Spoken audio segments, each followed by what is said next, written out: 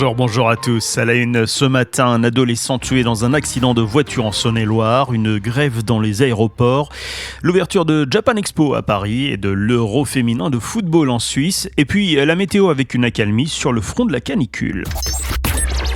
Grève des contrôleurs aériens, attention si vous partez en vacances, la moitié des vols sont annulés à Nice, un quart dans les aéroports parisiens et davantage encore demain vendredi. Le deuxième syndicat d'aiguilleurs du ciel, l'UNSA-ICNA, a lancé ce mouvement pour réclamer de meilleures conditions de travail et des effectifs plus importants.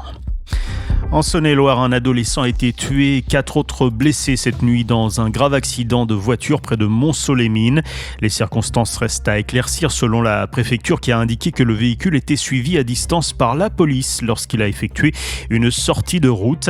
La voiture est ensuite tombée en contrebas avant de heurter un arbre. Selon le parquet de Chalon-sur-Saône, les 5 victimes dont l'une était au volant étaient mineures. Le jeune décédé n'avait que 13 ans. Quant au véhicule, il appartenait aux parents d'un des adolescents.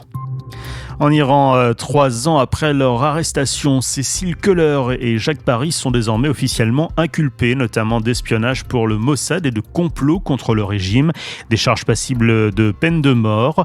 Et les 2 Français partageaient une passion pour la culture iranienne. Ces 2 enseignants avaient entrepris un voyage touristique en Iran en mai 2022 et avaient été arrêtés le dernier jour à l'aéroport de Téhéran.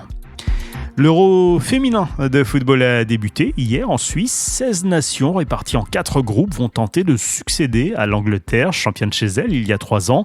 31 matchs sont au programme dans 8 stades différents, dont celui de Zurich, où la France entrera en compétition samedi à 21h. Elle affrontera justement l'Angleterre, un match qui sera diffusé sur TF1.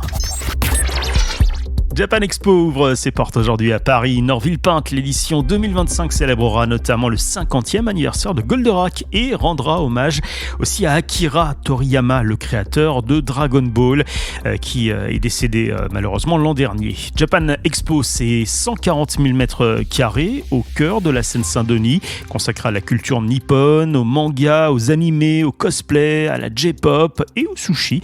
Il y en aura pour tous les goûts, alors si vous comptez y faire un tour, profitez-en bien jusqu'au 6 juillet.